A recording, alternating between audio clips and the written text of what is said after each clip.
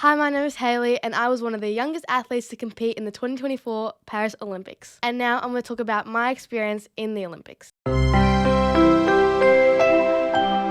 So I was 13 when I qualified into the Olympics through a bunch of competitions throughout the world, and I was really happy and excited to even just be competing in the Olympics. And when I got to Paris, I was expecting a lot of things, and let's just say a lot of those things were completed with the expectation. Does that make sense? Let's first talk about the Olympic Village. So when we got to the Olympic Village, we arrived with a bus and we went through and we did all our accreditations and we got these passes to be able to go in and out from the village. I thought it was really cool, and we first went into our rooms. I had my own room. We had a big every team had their own apartment, or every country did.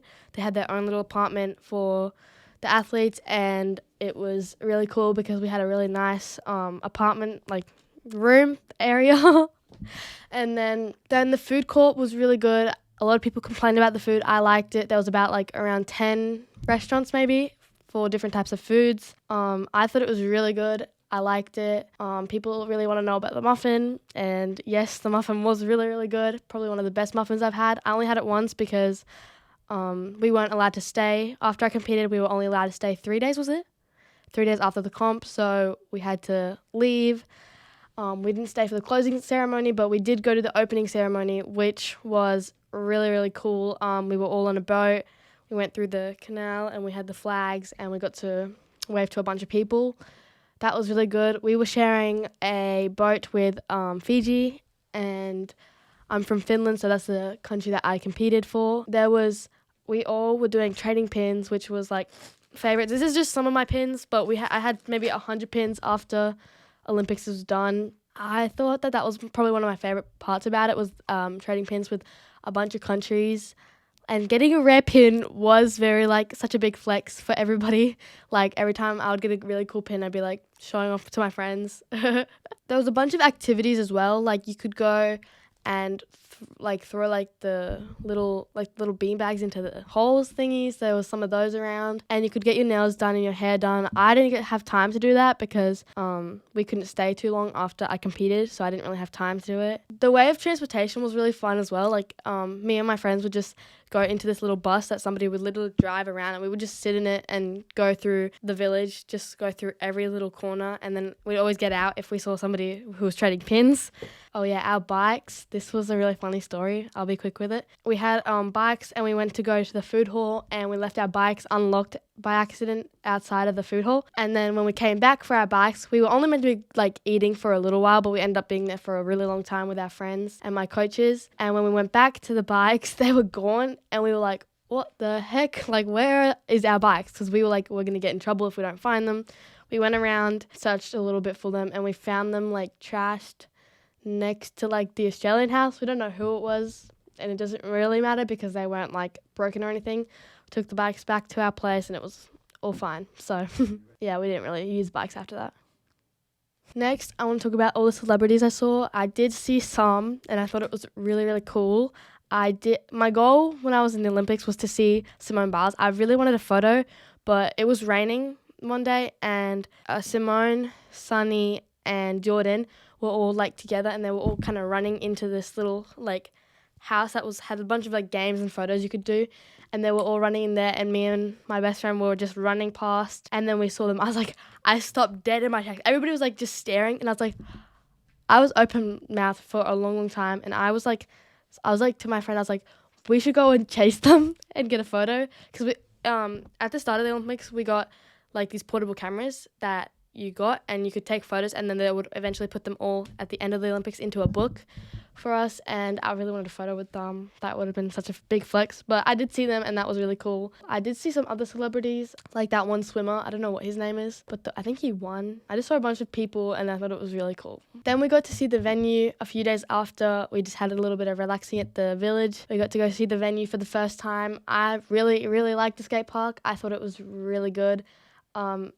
We already knew what the skate park was going to look like, but obviously seeing it in person is a lot different to seeing it on photos. We got to see it maybe 2 days before we got to skate it and practice. We had 3 days of practice, 4 or 5 skaters in each heat, and we got maybe an hour and a half of practice a day. That was really good. Oh yeah, This is my Olympic board. I skated with this in the Olympics.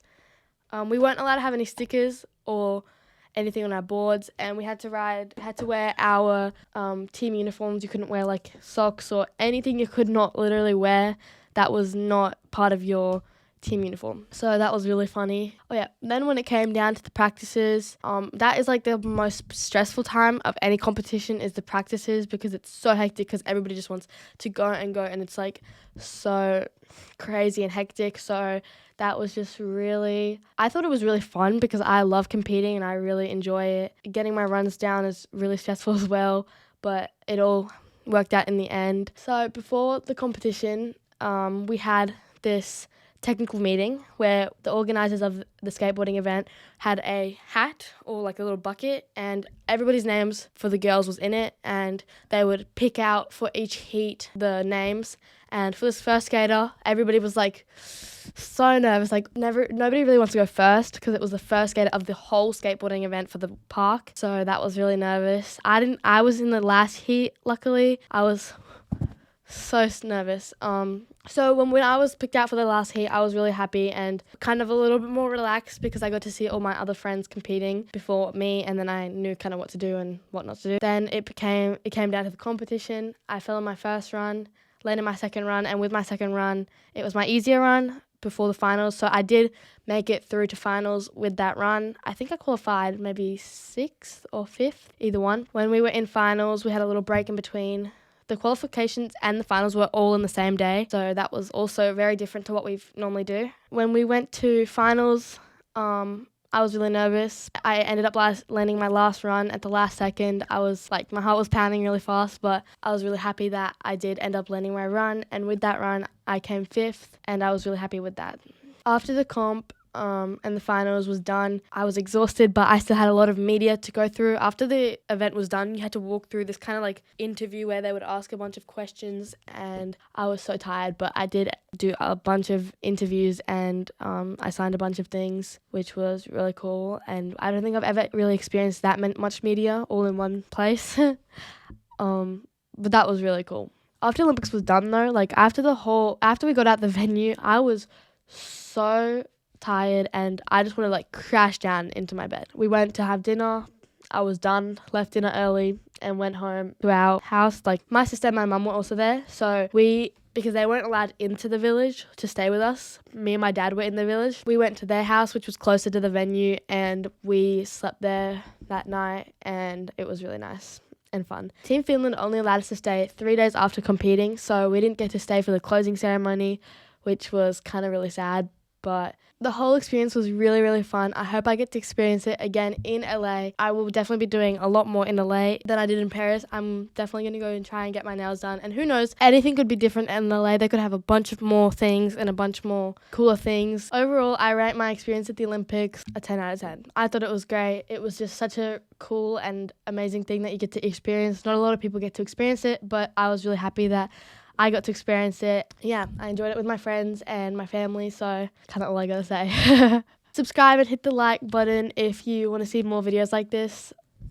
Yeah, bye.